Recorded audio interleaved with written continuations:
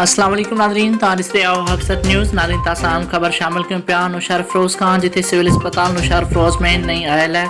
Civil surgeon doctor Mohammad Yusuf naval जी आमद ते PMA Pakistan paramedical staff ऐं नर्सिंग एसोसिएशन पारां अचाणो ॾिनो वियो, जंहिंमें हाजी अशरफ कुरैशी, डॉक्टर ख़ादिम हुसैन मंगरियो, डॉक्टर सईद अहमद मोहम्मद सुमरो ऐं डॉक्टर अमीन अहमद जलपानी, डॉक्टर रहमतुल्लाह सुमरो, केसर खान चांडियो, मज़हर पहवर, आज़म भुट्टो, हारून भुट्टो ऐं अलबेली सुमरो ऐं ॿियनि शिरकत कई। उन मौक़े ते नए सिविल सर्जन खे गुलनि जा हार पाए ख़ुशीअ में मिठाई विराई वई।